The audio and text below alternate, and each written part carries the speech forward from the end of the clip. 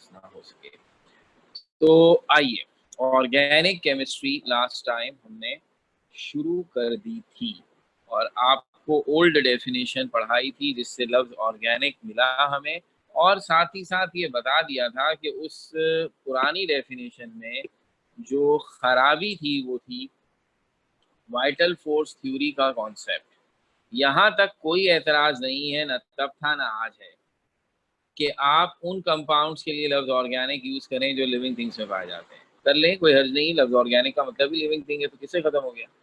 लेकिन ये ना सोचिए कि वो कंपाउंड जो लिविंग थिंग से हासिल हो रहे हैं उनमें कोई ऐसी खास खूबी या खामी है जो बाकी नॉन लिविंग थिंग वालों में नहीं है। नो नो नो नो, तमाम केमिकल कंपाउंड्स वो उन्हीं 92 एलिमेंट्स के कॉम्बिनेशन से बने हैं जो शुरू से हम कह रहे हैं, और इस बात से उनकी केमिस्ट्री पर कोई फर्क नहीं पड़ रहा है कि whether they are obtaining from living things और नॉन लिविंग। अलबत्ता अब जैसे मैंने कहा था लास्ट टाइम मॉडर्न डेफिनेशन लिखते वक्त कि एक बहुत ही ज़बरदस्त बात नोट की गई जैसे ही हमने यूरिया की हिस्टोरिकल प्रिपरेशन एक्सीडेंटली कर ली और हमें अंदाज़ा हो गया कि yes one can easily prepare the organic compounds by artificial means or in laboratory or by using inorganic compounds easily, no problem।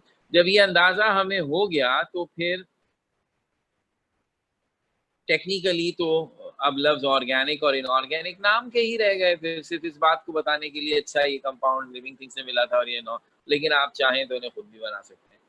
लेकिन अब की दफा एक इंटरेस्टिंग चीज ये देखने को मिली कि वो तमाम कंपाउंड्स जो लिविंग थिंग्स से डायरेक्टली या इनडायरेक्टली हासिल हो रहे हैं और जिन्हें अब बेशक हम खुद से भी बना लेते हैं, उनमें एक बहुत ही ज़बरदस्त किस्म की कॉमन फीचर है, और वो कॉमन फीचर ये है कि ऐसे तमाम कंपाउंड्स में कार्बन लाजिमन मौजूद होता है। So one of the necessary constituent of this compound is carbon. इसमें कार्बन लाजमन मौजूद होता है, और कार्बन के मौजूद होने का मतलब है कि आप ये कह सकते हैं कि कार्बन के कंपाउंड्स ऑर्गेनिक है।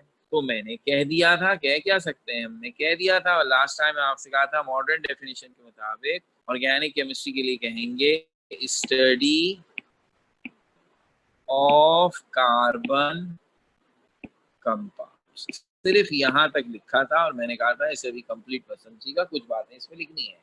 वो क्या, अब मैं सिर्फ कह दूं स्टडी ऑफ कार्बन कंपाउंड्स तो आपके दिमागों में ये बात आएगी, ओके अब जिस कंपाउंड में कार्बन नजर आए उसे एक तरफ कर दो, वो ऑर्गेनिक है। और जिनमें कार्बन के अलावा 91 एलिमेंट है भाई, तो जिसमें बस कार्बन ना हो बाकी कोई एलिमेंट तो वो इनऑर्गेनिक है। ये होता तो इतना आसान मामला हो गया था कि मेरे ख्याल में शायद हम छठी क्लास से ही ऑर्गेनिक पढ़ाना शुरू कर देते। यार कोई तो वजह है कि 9th में, हालांकि 9th का भी बच्चा अच्छा खासा होता है, उसको इतनी केमिस्ट्री पढ़ाई है हमने, तो थोड़ी सी ऑर्गेनिक पढ़ा के चुपके से निकल लिए। फर्स्ट ईयर में बिल्कुल सन्नाटा, ऑर्गेनिक की बात ही नहीं हो रही, कोई तो गड़बड़ है ना।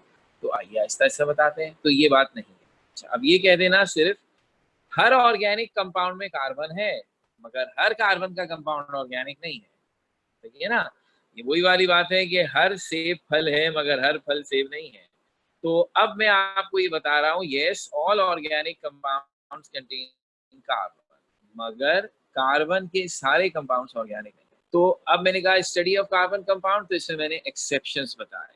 Accept its oxides, carbonates, bicarbonates,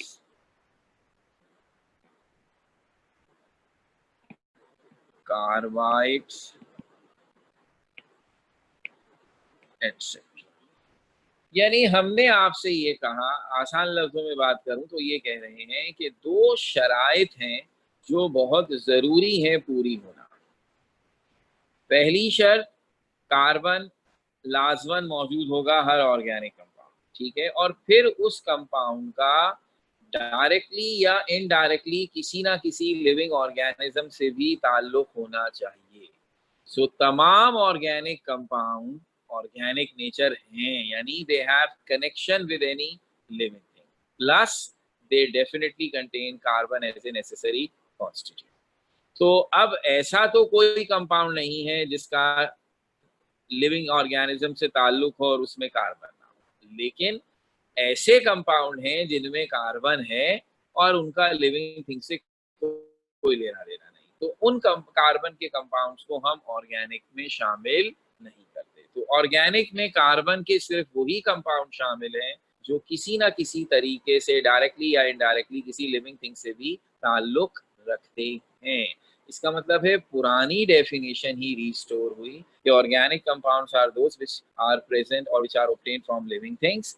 अब हमने उसमें सिर्फ एक फीचर ऐड कर दी है, they all contains carbon as a necessary constituent. अलबत्ता कार्बन के वो कंपाउंड जिनका ऑर्गेनिक कनेक्शन नहीं है, लिविंग कनेक्शन नहीं है, वो अभी भी इनऑर्गेनिक में पढ़े जाएंगे। इसका मतलब है कार्बन के तमाम कंपाउंड्स के दो हिस्से कर दिए, जो लिविंग कनेक्शन रखते हैं वो ऑर्गेनिक में गए हैं और जो नॉन लिविंग रखते हैं वो इनऑर्गेनिक में ही हैं। और वो कौन है? ऑक्साइड। ऑक्साइड का मतलब वो कंपाउंड जिसमें कार्बन ऑक्सीजन से मिला हुआ है। ये कौन है? हम दो के तो नाम जानते हैं, कार्बन डाइऑक्साइड, कार्बन मोनोऑक्साइड। दोनों का तस्करा इत्तेफाक से हाइड्रोजन के चैप्टर में भी हुआ है, इनऑर्गेनिक में ही हुआ है। ये ऑर्गेनिक कंपाउंड नहीं है। कार्बोनेट्स तो अगर हमें फिलहाल याद आए तो एक कम से कम कैल्शियम कार्बोनेट जो कि लाइम स्टोन होता है, वो तो सबको याद होगा, चूने का पत्थर। तो कैल्शियम कार्बोनेट है, सोडियम कार्बोनेट है, मैग्नीशियम कार्बोनेट है। वो कंपाउंड हैं जो इनऑर्गेनिक नेचर रखते हैं, पत्थरों की सूरत में दुनिया में बिखरे हुए हैं, इसलिए इनका लिविंग से कोई ताल्लुक नहीं है, इनमें भी कार्बन है, तो ये इनऑर्गेनिक ही है। इसी तरह एक बाय कार्बोनेट्स भी होते हैं, मीठा सोडा जो खाने का सोडा है, जो बच्चे कुकिंग वगैरह करते हैं, खासतौर पर केक वगैरह बनाते हैं, उसमें मीठा सोडा डालते हैं ना, तो वो सोडियम बाय कार्बोनेट होता है, इनऑर्गेनिक है। कार्बाइड्स, ये भी इनऑर्गेनिक कंपाउंड्स में शामिल होता है। एल्यूमिनियम कार्बाइड एक आपने कंपाउंड पढ़ा था इनऑर्गेनिक में, कोवलेंट हाइड्राइड्स की प्रिपरेशन में। खैर, मैंने 4 बड़े-बड़े नाम ले लिए। अब बच्चे के ज़हन में क्या आ रहा है? बच्चे के ज़हन में आ रहा है, अच्छा कार्बन जितने भी कंपाउंड बनाते हैं ना, आधे ऑर्गेनिक में होंगे, आधे नहीं। भाई, अब मेरी बात समझ लें। आज पहली दफ़ा ऑर्गेनिक की डेफिनेशन पढ़ रहे हैं, तो मैंने ये गलती कर दी कि मैंने कहा स्टडी ऑफ कार्बन कंपाउंड के बाद ये एक्सेप्ट लिख दिया। मैं इसको गलती कह रहा हूँ, दोबारा नहीं करूंगा। दोबारा जब भी मैं ऑर्गेनिक केमिस्ट्री की डेफिनेशन बताऊंगा, कहूंगा स्टडी ऑफ कार्बन कंपाउंड। अब आप मुझे याद दिलाएंगे, सर वो एक्सेप्ट भी था, मैं कहूंगा भाड़ में गया, ऐसा कहूंगा, मैं मुकर जाऊंगा साहब। क्यों भाई? इसलिए कि इसकी कोई अहमियत ही नहीं है। ये तो पहली दफा है, तो दिल रखने के लिए बता दिया ताकि आपको सिर्फ इतना याद रहे कि हाँ, थोड़े से बहुत थोड़े से कुछ कार्बन के कंपाउंड ऐसे भी हैं जो इनऑर्गेनिक ओरिजिन रखते हैं, इसलिए वो इनऑर्गेनिक केमिस्ट्री में पढ़े जाते हैं। तो इनऑर्गेनिक केमिस्ट्री वाले सीना चौड़ा करके कह सकते हैं कि थोड़े से कार्बन के कंपाउंड हम भी पढ़ाते हैं, सारे ऑर्गेनिक वाले नहीं पढ़ाते। लेकिन ये कितने माइनर हैं आप सोच नहीं सकते हैं। मैं आपको अंदाजा दिलाता हूँ, जरा गिनिए कितने ऑक्साइड हैं कार्बन के। तो मशहूर सिर्फ 2, कार्बन डाइऑक्साइड, कार्बन मोनोऑक्साइड। मशहूर इसलिए कह रहा हूँ कि 2-4 सब ऑक्साइड भी हैं। बहरहाल वो आज तक मैंने नहीं पढ़े कभी, तो क्या आप उनके पीछे पढ़ेंगे? 2 गिने बस, खत्म। कार्बोनेट, सारे मेटल कार्बोनेट बनाते, कितने मेटल हैं? 70, 70 हो जाएंगे। तो भाई ऐसा करते हैं, कुछ कार्बोनेट ऐसे भी हैं जो ट्रांजिशन मेटल 2-2, 3-3 कार्बोनेट भी बना लेते हैं। चलो 100 गिन लेते हैं, बाय कार्बोनेट भी 100 गिन लो, कार्बाइड भी 100 गिन लो, टोटल मिला के ये 300 बनते हैं। इससे ज्यादा नहीं बनेंगे, चलो थोड़ा मार्जिन और एरर दे देते हैं, 500 कह देते हैं। आपको अंदाजा है कि जिस ऑर्गेनिक केमिस्ट्री को आप पढ़ने जा रहे हैं आज 2020 6 अगस्त, कितने ऑर्गेनिक कंपाउंड रिपोर्टेड हो चुके हैं, जो बनाए जा चुके हैं? तो अब एग्जैक्टली आज तक कितने हैं, मतलब मैं झूठ नहीं बोलना चाहिए, इतनी तो मेरी नॉलेज नहीं है, लेकिन तकरीबन आज से कोई 4-5 साल पहले जो मैंने एक आर्टिकल पढ़ा था, उसके हिसाब से 40 करोड़ ऑर्गेनिक कंपाउंड हम बना चुके हैं। 400 मिलियन ऑर्गेनिक कंपाउंड है। अंग्रेजी में 400 मिलियन, उर्दू में 40 करोड़। जिसकी तादाद जब तक की ये रिपोर्ट है उसके हिसाब से, जिस रेशो से ये बन रहे हैं, उस हिसाब से मेरा ज़ाती ख्याल ये है कि अगर मैं मोहताद अंदाज़ा भी लगाऊं तो आज ये तादाद 50 करोड़ ज़रूर हो चुकी है। उन 50 करोड़ ऑर्गेनिक कंपाउंड्स में तमाम कंपाउंड्स डायरेक्टली और इनडायरेक्टली किसी ना किसी लिविंग थिंग से हासिल किए गए हैं, और सब में कार्बन मौजूद है। अब आप मुझे बताएं कि सर 500 कंपाउंड करीब करीब ऐसे भी हैं जिनमें कार्बन है और वो लिविंग थिंग्स से तुमके ताल्लुक नहीं रखते, इसलिए वो इनऑर्गेनिक में पढ़े जाते हैं। तो उन 500 को अलग कर दीजिएगा, यानी कार्बन के टोटल कंपाउंड 50 करोड़ 500 हैं, जिसमें से 500 इनऑर्गेनिक के हैं और 50 करोड़ ऑर्गेनिक के हैं। तो जब भी तस्करा करें जरा 500 का तस्करा जरूर कर दीजिएगा, तो आपको खुद हंसी आएगी, सर क्या बेवकूफ़ी वाली बातें कर रहे हैं। दैट्स वाई मैंने कहा the contribution of these compound is so minor कि ठीक है एक दफा कान में पड़ जाए ताकि ये याद रहे, हाँ थोड़े से कंपाउंड इनऑर्गेनिक में भी हैं। That's it. The bulk and the most important part of carbon compound is organic. इसलिए कोई आदमी जनरलाइज अंदाज से कह दे carbon compounds are organic, absolutely right, no problem. और हम ऐसा ही कह देते हैं अब आगे चलकर, हम कहते हैं इन छोटी छोटी बातों के चक्करों में ना पड़े। लेकिन अब ये हो गई पूरी बात।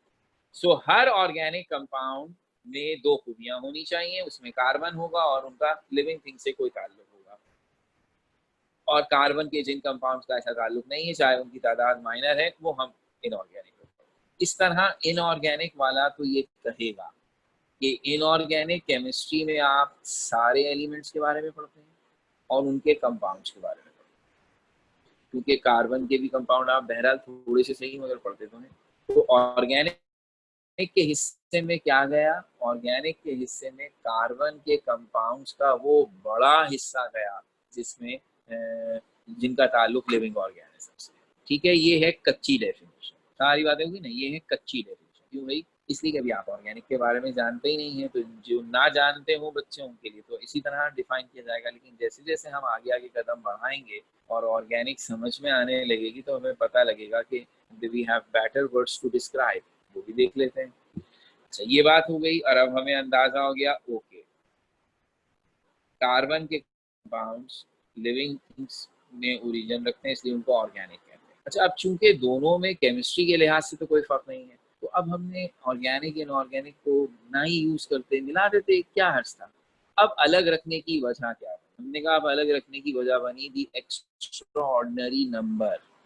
आपने ये तो सुन लिया कि कार्बन के टोटल कंपाउंड तकरीबन 50 करोड़ 500 हैं, जिसमें से 500 इनऑर्गेनिक में गए और 50 करोड़ ऑर्गेनिक में गए। लेकिन अब आपको ये पूछना चाहिए सर ओके ये तो कार्बन के हुए ना, ये जो बाकी 91 एलिमेंट्स बचे इनके कंपाउंड जो सारे के सारे इनऑर्गेनिक है, कोई लड़ाई झगड़ा नहीं है, इनके कंपाउंड कितने हैं? मुश्किल से 2 लाख। 50 करोड़ कार्बन के और बाकी 91 एलिमेंट्स के कंपाउंड्स को अगर मैं गिनती गिन रहा हूं तो मैं कह रहा हूं 2 लाख से भी कम। कोई रेशो तो देखिए तादाद का, कोई कोई रेशो है? 50 करोड़ के सामने 2 लाख मुश्किल से 0.04% बनता है, अगर मैंने जल्दी जल्दी में सही कैलकुलेशन किया। कोई तादाद ही नहीं है। तो अब हमने कहा खुद सोचिए कि अगर हम ये ऑर्गेनिक और इनऑर्गेनिक के नाम रिटेन रखते और पूरी खत्म हुई केमिस्ट्री मिला दो, तो हमें प्रॉब्लम ये आता कि हम कहते हैं 1 से लेके 92 तक तमाम एलिमेंट्स के बारे में पढ़ना और उनके कंपाउंड्स के बारे में पढ़ना है। तो कहते हैं टोटल कंपाउंड है 50 करोड़ 2 लाख 500 ऐसे ही मैंने तादाद आपके सामने बना दी और उनमें से 50 करोड़ सिर्फ कार्बन के हैं। तो ज्यादा टाइम तो उन्हीं को लगता ना, तो बेचारे ये जो 2 लाख कंपाउंड इनऑर्गेनिक वालों के उनको तो कोई लिफ्ट ही नहीं करा था। हम कहते भाई 50 करोड़ को टाइम दो। तो इतनी बड़ी तादाद देखते हुए ये फैसला किया गया कि अगर आप इन 50 करोड़ को जस्टिफाइड तरीके से पढ़ना चाहते हैं तो इन्हें बाकियों से अलग करना हो, वरना इनके चक्कर में बाकियों की तो अहमियत ही दब जाएगी। तो वो बाकी जो 2 करोड़ इनऑर्गेनिक कंपाउंड है तादाद में बेशक कम है, लेकिन वैरायटी ये है कि उनमें 91 डिफरेंट टाइप्स के एलिमेंट्स होते हैं, हर एक की नई नई खूबियां और इस्तेमाल हैं। तो अब सिर्फ और सिर्फ इस सहूलत के लिए कि हम कार्बन के कंपाउंड्स की एक्स्ट्रा ऑर्डिनरी तादाद से टैकल करने के लिए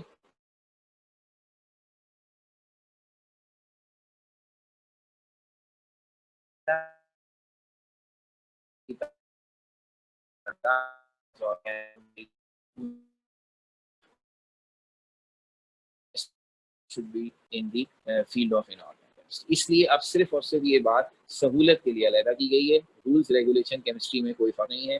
जैसे इनऑर्गेनिक कंपाउंड्स रिएक्ट करते हैं वैसे ऑर्गेनिक करते हैं, जैसे इनऑर्गेनिक कंपाउंड प्रिपेयर होते हैं वैसे ऑर्गेनिक। कम से कम रूल्स में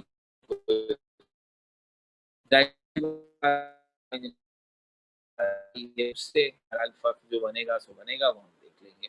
तो ये बात हो गई डेफिनेशन। डेफिनेशन हमें एक बात है, वो बात ये आएगी कि कंपाउंड का आप ही ने बताया था फर्स्ट डे, और इसी दिन के लिए बताया था ताकि कभी कंफ्यूजन ना हो। Compound is the chemical combination of 2 और मोर देन 2 एलिमेंट्स। हर कंपाउंड में 2 या 2 से ज्यादा एलिमेंट्स होते हैं। तो अगर मैं कार्बन कंपाउंड्स कह रहा हूँ, उसका मतलब डेफिनेटली यही निकला कि इसमें कार्बन के साथ कोई और एलिमेंट भी होगा, बल्कि एलिमेंट्स होंगे। तो ये कंपाउंड अगर कार्बन के कंपाउंड है तो उन एलिमेंट्स के भी तो हैं। मिसाल के तौर पर एक ऑर्गेनिक कंपाउंड को तो हम जानते हैं ना, मीथेन, CH4 नाम था, फॉर्मूला था जिसका, कार्बन का कंपाउंड है। सर हाइड्रोजन का भी तो है, और ऑलरेडी हम हाइड्राइड्स में उससे पढ़ के आए हैं as a compound of hydrogen.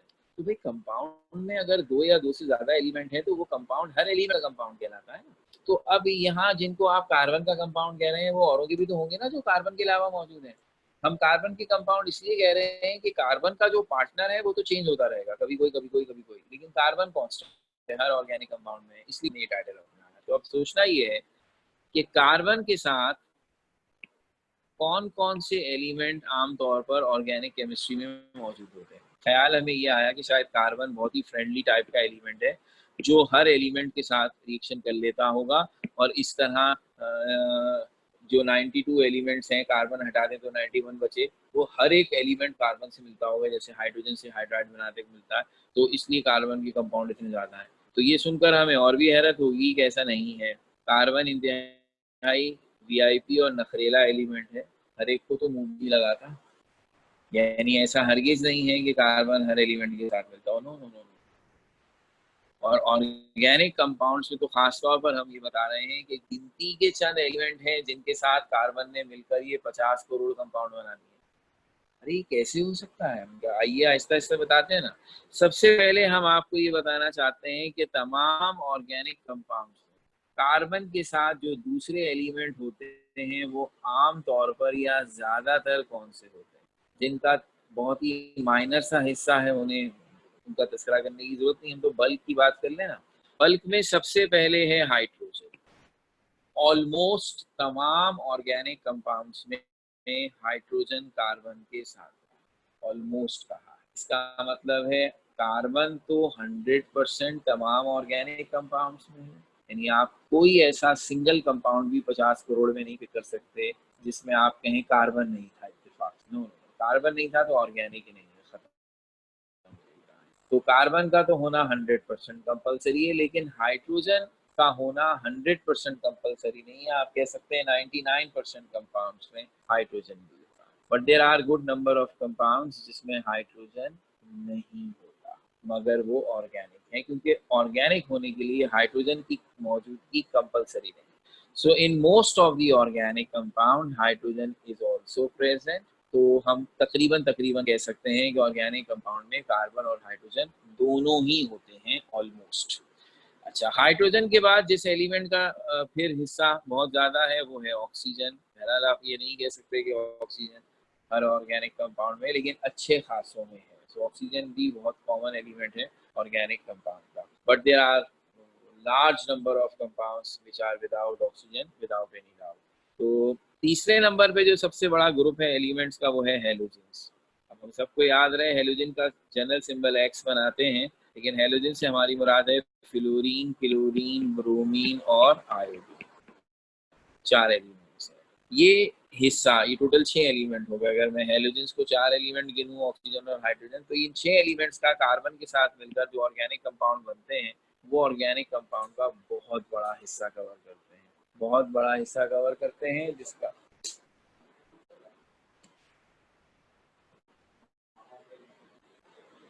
तो इसलिए हमने जो है अब हमारे पास जो है इन 3 एलिमेंट्स की ही केमिस्ट्री हमारे सिलेबस में शामिल है। ठीक है, इसका मतलब है हम जिस ऑर्गेनिक केमिस्ट्री को पढ़ेंगे उनमें उन कंपाउंड्स का तस्करा होगा mostly which are composed of carbon, hydrogen, oxygen and halogens. इसके अलावा भी होते हैं कुछ बहुत ही कॉमन किस्म के एलिमेंट हैं, और वो हैं नाइट्रोजन, सल्फर और फॉस्फोरस। इन जिन कंपाउंड्स में ये एलिमेंट्स मौजूद हैं वो भी बहुत बड़ा ग्रुप है, लेकिन वो ज़रा मुश्किल हो जाता है। तो नाइट्रोजन वालों का तो थोड़ा थोड़ा तस्करा हम करेंगे अपने सिलेबस में, लेकिन सल्फर और फॉस्फोरस का बस एक आधी जगह तस्करा हो जाएगा, इनका इससे ज़्यादा नहीं आएगा।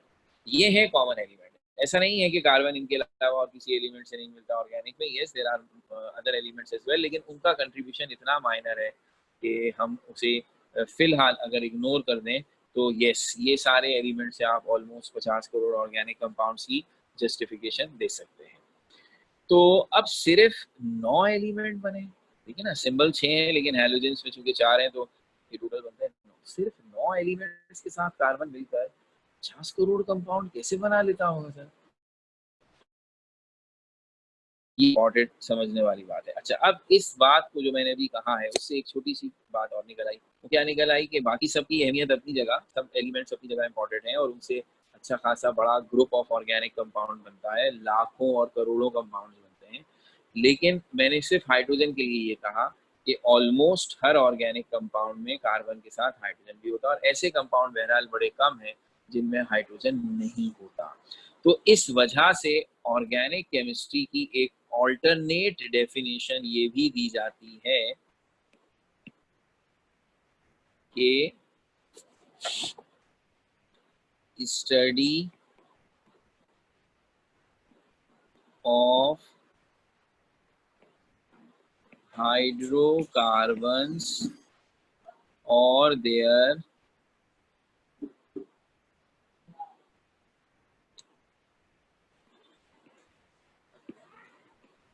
डेरिवेटिव्स।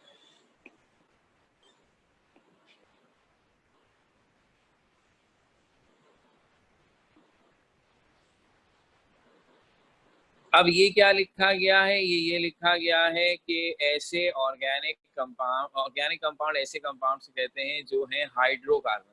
ऑर्गेनिक, इसमें भी हाइड्रोजन की चैप्टर में भी आया था तस्करा, तो मैंने कहा था हाइड्रोकार्बन मींस ऐसे कंपाउंड जो सिर्फ कार्बन और हाइड्रोजन के मिलने से बनते हैं।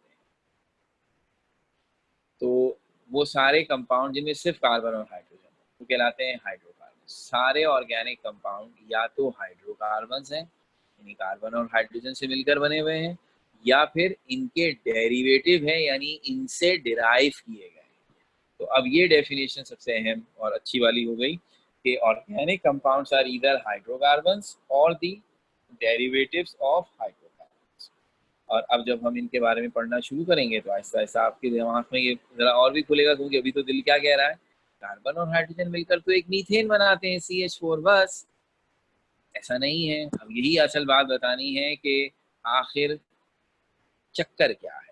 कार्बन में ऐसे कौन से सुरखाब के पर लगे हुए हैं कि वो महज 9 एलिमेंट के साथ मिलकर 50 करोड़ कंपाउंड बना। माफ कीजिएगा अगर आप ये समझ रहे हैं कि कार्बन ऑर्गेनिक कंपाउंड 50 करोड़ है तो मैं इस गलत फहमी को इधर ही दूर कर दूँ।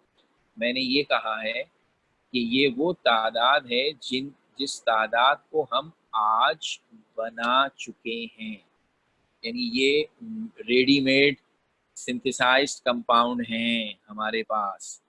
लेकिन ये नहीं कहा है कि ये टोटल ऑर्गेनिक कंपाउंड्स की पॉसिबल तादाद है, नहीं। अभी ऑर्गेनिक कंपाउंड्स की बहुत बड़ी तादाद ऐसी है जो हो सकती है, बनाई जा सकती है, लेकिन अभी हम बना नहीं सके हैं। रिसर्च चल रही है, रोजाना बन रहा है। तो जो एक्चुअल तादाद है ऑर्गेनिक कंपाउंड्स की कि कितने ऑर्गेनिक कंपाउंड इन एक्चुअल हो सकते हैं, थोड़ी देर के बाद आपको अंदाजा होगा वो तादाद 50 करोड़ से कितनी ज्यादा है। ये तो वो है जो अब बना चुके हैं, ठीक है ना।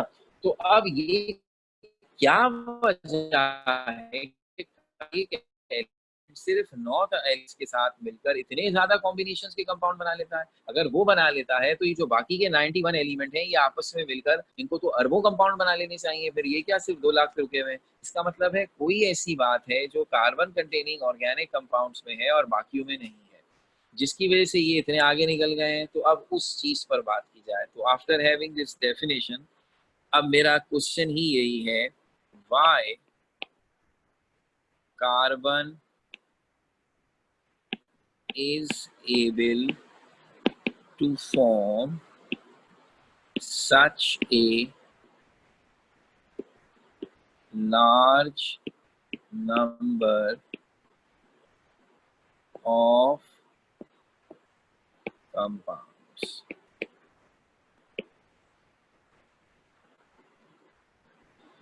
आखिर कार्बन क्यों इतने ज्यादा कंपाउंड्स बना लेता है? क्या बात है, क्या खूबी ऐसी है कार्बन की जो कार्बन को इतने सारे कंपाउंड बनाने में कामयाब करती है? तो आंसर है दी प्रॉपर्टी ऑफ कैटिनेशन। कार्बन में एक खूबी है जिसको कहते हैं कैटिनेशन। ये खूबी इस सारे खेल की असल वजह है।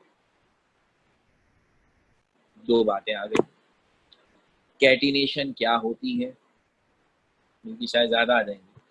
पहली बात तो ये बतानी पड़ेगी कैटिनेशन क्या होती है, फिर ये समझाना पड़ेगा कि इससे 50 करोड़ बल्कि उससे भी ज्यादा कंपाउंड बनाने का क्या ताल्लुक है, और फिर तीसरी बात बड़ी अहम होगी, ये खूबी सिर्फ कार्बन में क्यों है। अगर मैं ये बता भी दूं कि कोई खूबी है कैटिनेशन, ये भी बता दूं कि इसकी वजह से देख लीजिए कंपाउंड वाकई करोड़ों में बन जाएंगे, ये सबसे अहम बात होगी ना। फिर ये खूबी और एलिमेंट्स में क्यों नहीं है, कार्बन में सिर्फ क्यों है। तो ये सारी बातें स्टेप बाय स्टेप। तो सबसे पहले हमें बताना होगा व्हाट इज कैटिनेशन। पहले तो बताइए ये प्रॉपर्टी है क्या। तो कैटिनेशन क्या है? It is the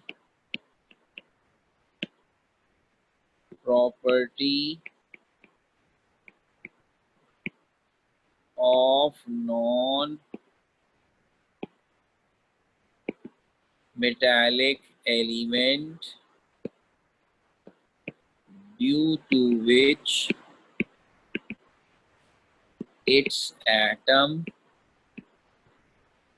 can combine with each other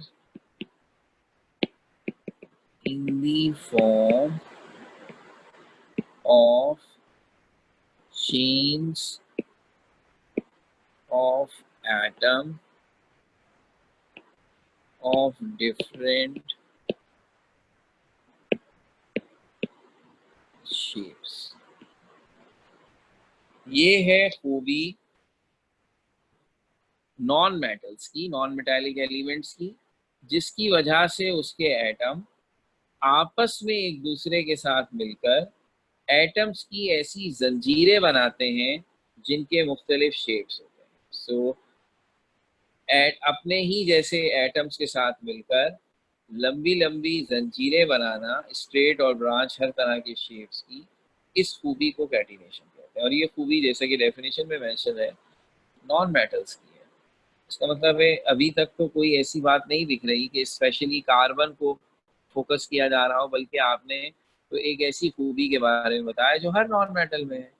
तो अगर catenation is responsible for making such a large number of organic compounds, तो फिर ये खूबी तो सारे नॉन मेटल्स में आप खुद कह रहे हैं, तो फिर उन सबको ये काम करना चाहिए, अकेला कार्बन क्यों? तो इसका मतलब है बात अभी क्लियर नहीं है। आगे बढ़ते हैं।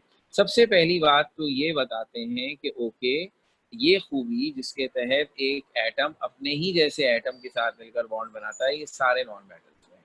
Then what is special with carbon? आइए देखते हैं, पहले एग्जांपल देखते हैं ना मैं क्या कहना चाहता हूँ। तो ये बात आपके लिए नाम नया हो सकता है, लेकिन इसके बारे में जो लिखा है ये नया नहीं है, क्योंकि जब हम position of hydrogen in periodic table पढ़ रहे थे तो ही ये बात कही थी कि हाइड्रोजन का एटम हाइड्रोजन के एटम के साथ मिलकर डायटोमिक मॉलिक्यूल H2 बनाता है, लेकिन जो ग्रुप 1A के मेटल्स हैं, अल्कली मेटल्स, उनके लिए आप ये नहीं कह सकते कि सोडियम सोडियम के साथ मिलकर डायटोमिक मॉलिक्यूल Na2 बना सकता है। नो, हमने वही ये बात आपसे कही थी कि मेटल्स मॉलिक्यूल नहीं बनाते। मेटल्स के दो तो क्या कोई भी तादाद के एटम आपस में इस तरह कोवलेंट बॉन्ड नहीं बना सकते, ये खूबी नॉन मेटल्स है। अच्छा, यही कैटिनेशन की बिगिनिंग है कि नॉन मेटल्स के एटम अपने ही जैसे एटम के साथ शेयरिंग करके कोवलेंट बॉन्ड बनाते हैं। तो अब हाइड्रोजन का एटम हाइड्रोजन के एटम से मिलकर H2 मॉलिक्यूल बना देता है। इससे कैटिनेशन की पहली बात पूरी हो रही है कि stability of a non metallic element to combine with its own atom. अच्छा, अब आप कहें हाइड्रोजन के एटम जंजीर क्यों नहीं बनाते? आपने तो उसमें लिखा है कि वो एटम आपस में मिलकर जंजीरें बना लेते हैं, जंजीरें बनाने का मतलब है बहुत सारे एटम एक साथ कंटिन्यूटी के साथ ऐसे स्ट्रेट चेन में अगर मिल जाए, फर्स्ट कर लें। तुमने कहा नहीं, हाइड्रोजन ऐसा नहीं कर सकता। भाई क्यों नहीं कर सकता? इसलिए नहीं कर सकता कि हाइड्रोजन की वैलेंसी 1 है। वैलेंसी का मतलब होता है number of bond an atom can form. इसका मतलब है एक हाइड्रोजन का एटम एक वक्त में सिर्फ एक बॉन्ड बना सकता है। और आप देख रहे हैं अगर ये जंजीर बनेगी तो इसमें जो हाइड्रोजन एटम बीच में आ रहे हैं वो लेफ्ट और राइट दोनों तरफ से बॉन्ड बना रहे हैं।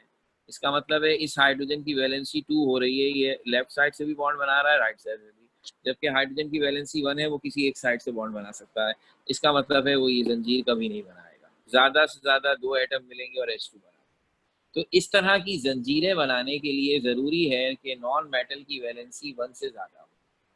इसका मतलब है बिल्कुल सही है, कैटिनेशन की खूबी सारे नॉन मेटल्स में हो सकती है, लेकिन कैटिनेशन की खूबी का ये फायदा उठाना, कैटिनेशन की खूबी का पहला मरहला ये है कि एक एटम अपने एटम से बॉन्ड बनाता है, ठीक है, लेकिन बॉन्ड बनाकर वो जंजीर बनाएगा, इसके लिए जरूरी है कि उस नॉन मेटल की वैलेंसी 2 हो।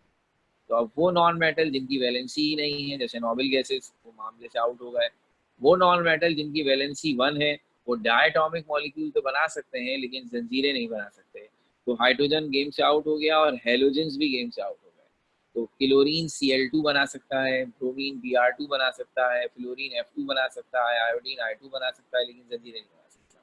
इसका मतलब है ये खूबी हेलोजन में नहीं हो सकती, ये खूबी हाइड्रोजन में नहीं हो सकती। अब जिनकी वैलेंसी 2 है, 3 है या 4 है, उन सब में ये खूबी हो सकती है। अच्छा भाई, तो फिर 2 वैलेंसी वाले कौन है? ऑक्सीजन और सल्फर। तो भाई ऑक्सीजन के बारे में कॉन्सेप्ट ये है कि जब ऑक्सीजन ओजोन O3 बनाता है तो उसका एक प्रोपोज्ड स्ट्रक्चर ये है कि इसमें 3 ऑक्सीजन ऐसे मिलते हैं। This is due to catenation that 3 oxygen can combine together like this. और इसमें आप देख रहे हैं कि हर ऑक्सीजन 2 बॉन्ड बना रहा है लेफ्ट और राइट से, और सर्किल बन गया होगा, ठीक है ना। तो ये कैटिनेशन की एक छोटी सी झलक आ गई ऑक्सीजन में, क्योंकि उसकी वैलेंसी 2 है।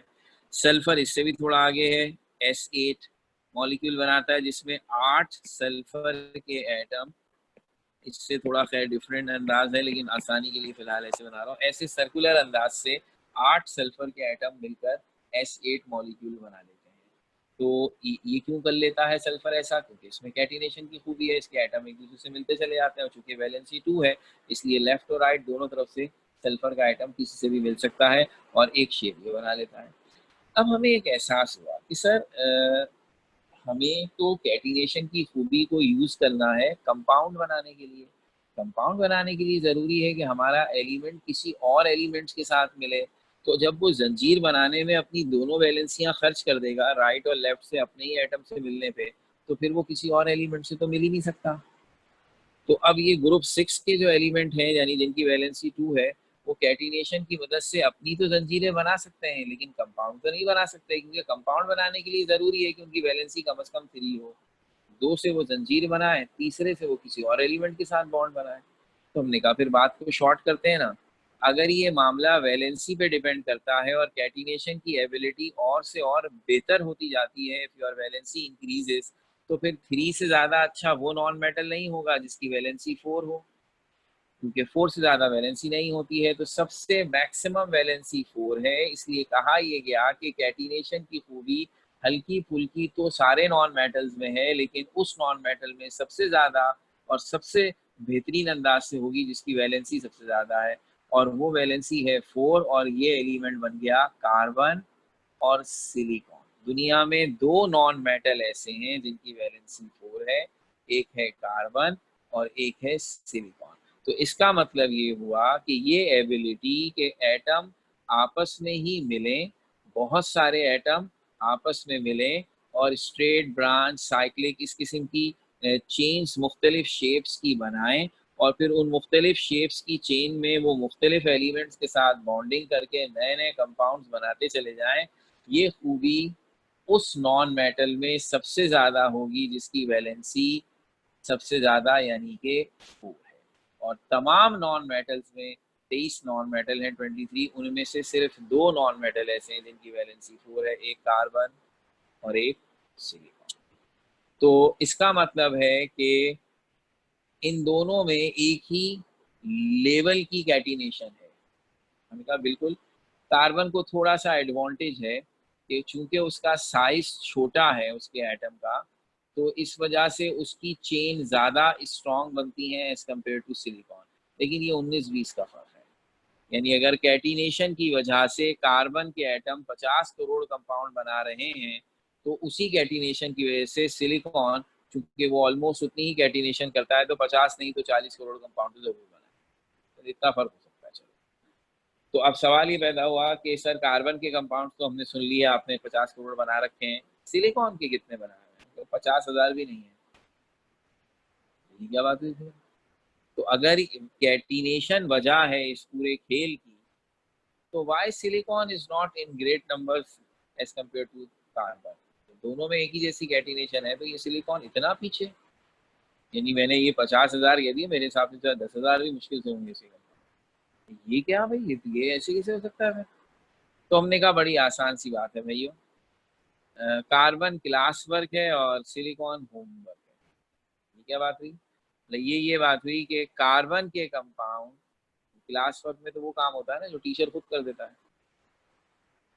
बच्चे को तो नहीं करना पड़ता ना, होमवर्क बच्चे को करना पड़ता है। तो क्लास वर्क कॉपी तो सबकी भरी हुई होती है, क्लास में बैठे थे तो टीचर ने लिखवा दिया तो लिख लिया। घर पे जाके कौन काम करता है? तो होमवर्क की कॉपी खाली पड़ी हुई है। तो यहाँ ये हुआ है कि कार्बन के कंपाउंड्स हमें नहीं बनाने पड़े, जैसा कि बार बार कहा है, कार्बन के कंपाउंड दुनिया में अगर 50 करोड़ हमने कह दिया कि हमारे पास हैं, तो उनमें से रफली स्पीकिंग आधे से ज़्यादा वो हैं जो बने बनाए हमें नेचुरल सोर्सेज से मिल गए और हमने उन्हें मुख्तलिफ लिविंग ऑर्गेनिज्म से अलहदा किया है। यानी वो प्रिपेयर नहीं हुए बल्कि सेपरेट किए गए हैं from the naturally occurring substances. और बाकी के जो हमने बनाए हैं उसमें हमें एडवांटेज ये हुआ कि हमारे पास रॉ मटेरियल या स्टार्टिंग मटेरियल जिससे हमें ऑर्गेनिक कंपाउंड बनाने थे और हमने बनाए, वो आसानी से अवेलेबल थे। तो 50% बने बनाए कंपाउंड्स की मदद से हमने बाकी 50% कंपाउंड सिंथेसाइज कर लिए, इसलिए हमें आसानी हो गई। जबकि सिलिकॉन में हमारा प्रॉब्लम यह है कि हमारे पास पहले से बने हुए कंपाउंड्स की तादाद बहुत ही कम है, तो उसमें जीरो से सारा काम हमें खुद ही करना है। और अभी कुछ ही अरसे पहले तो हमें समझ आई है ऑर्गेनिक कंपाउंड बनाने के तरीके, यानी ये जो मैंने अभी आपको कहा है ना 50 करोड़, 20 साल पहले ये तादाद सिर्फ 2 करोड़। मतलब है पिछले 20 सालों में हमने ये इनक्रेडिबल तादाद बढ़ाई है, तकरीबन 48 करोड़ ऑर्गेनिक कंपाउंड बना लिए। तो इसलिए ये टेक्नोलॉजी अब इस स्टेज पर आ गई है जहां हम धड़ाधड़ चीज़ों को काबू करके बनाए चले आ रहे हैं। और फिर हमें एहसास हुआ है कि जो खूबी कार्बन में है वही खूबी सिलिकॉन में है। कार्बन के कंपाउंड बने बनाए मिल गए इसलिए हमें आसानी हो गई, सिलिकॉन के खुद बनाने पड़ेंगे तो वो अब शुरू हुए हैं। तो जब अब शुरू हुए हैं तो अब आहिस्ता आहिस्ता सिलिकॉन के भी कंपाउंड उसी तरह बनते जा रहे हैं और हमें एहसास हो रहा है कि इस इक्वी पोटेंशियल एलिमेंट ये भी उतनी ही पोटेंशियल रखता है जैसे कार्बन की, और इससे भी कंपाउंड बनेंगे। लेकिन जाहिर सी बात है जब खुद बनाने पड़ेंगे तो भैया 1 से लेकर 50 करोड़ तक गिनती गिनने बैठे ना, मुँह से दाढ़ी निकले आएंगी, इतना टाइम लग जाएगा। तो कंपाउंड बनाना वैसी बात है इतना आसान काम नहीं है, बहुत देर लगेगी। तो इसका मतलब है वो काम हो रहा है और उम्मीदें ये हैं कि हो सकता है जब आपके पोते नवासे ऑर्गेनिक केमिस्ट्री पढ़ रहे हों या केमिस्ट्री पढ़ रहे हों तो उनको उनका टीचर ये बताए कि अब केमिस्ट्रियाँ 3 हो गई हैं, एक इनऑर्गेनिक, एक ऑर्गेनिक और एक सिलिकॉन केमिस्ट्री। और वो बता रहा है कि ये वो कंपाउंड्स का ग्रुप है जिसमें सिलिकॉन होते हैं और जो सारे हमने खुद बनाए हैं। तो ये काम इन प्रोसेस है, अभी ये तादाद हैरत अंगेज अंदाज से नहीं बढ़ी है लेकिन फिर भी अच्छी खासी हो गई है। और सबसे बढ़कर ये है, जो सबसे अहम बात है, याद रहे तादाद is not the main issue. एक चीज इतनी ज्यादा है इसलिए उसकी अहमियत हो गई, वो भाई ज्यादा हो और बेकार हो तो कोई पूछेगा भी नहीं। जो सबसे इम्पोर्टेंट बात सामने आई थी ऑर्गेनिक की वो ये है कि जो कंपाउंड नए नए आप बनाते गए और करोड़ों तक बात पहुंच गई, इनके फायदे बहुत जबरदस्त थे, इन्होंने हमारी जिंदगी में इनकलाब बर्पा कर दिया। मैं बताऊंगा आगे उनके फायदे क्या, इस वजह से सब ऑर्गेनिक के पीछे पड़े हैं। इसी तरह सिलिकॉन के कंपाउंड जो अब बन रहे हैं उन्होंने अपने ऐसे ऐसे इस्तेमाल दुनिया में दिए हैं मॉडर्न लाइफ के अंदर के सब सिलिकॉन के पीछे पड़ गए। तो ये है असल बात कि कंपाउंड के फायदे भी तो हों। एक एलिमेंट कंपाउंड तो बहुत सारे बना सकता है लेकिन हमें कोई फायदा बाजार इसका नजर नहीं आ रहा, तो ऑब्वियसली हमारी दिलचस्पी उससे कम हो जाएगी। तो यहाँ दिलचस्पी तादाद के साथ साथ इस्तेमाल भी है। तो अब हमें ये सिर्फ पता लग गया है जबानी कलाम कि कार्बन में और सिलिकॉन में कैटिनेशन की खूबी एक्स्ट्राऑर्डिनरी ज़्यादा है because of their high valency. और कार्बन ने उसका इस्तेमाल चूंकि हमें बना बनाया मिल गया, इसलिए उसका नतीजा हमारे सामने है, सिलिकॉन पे काम हो रहा है। लेकिन अब हम मजीद एग्जाम्पल देकर ये बताना चाहेंगे कि आया महज इस बात से कि एक एटम अपने ही एटम के साथ मिलकर जंजीरें बना लेता है, इससे 50 करोड़ कंपाउंड कैसे बन सकते हैं, ये मैं एग्जाम्पल देकर बताऊंगा इंशाल्लाह। तो यहीं से कंटिन्यू करेंगे। ये अभी इंट्रोडक्शन की डेफिनेशन और ये सब बातें थोड़ा टाइम लेती हैं बहरहाल, तो यहीं से कंटिन्यू करेंगे। तो बस 2-3 ही स्लाइड्स हमने की हैं, ये हम आपसे अभी शेयर कर लेते हैं ग्रुप में, और अब आप अपनी अगली क्लास की तैयारी करें। Thank you very much.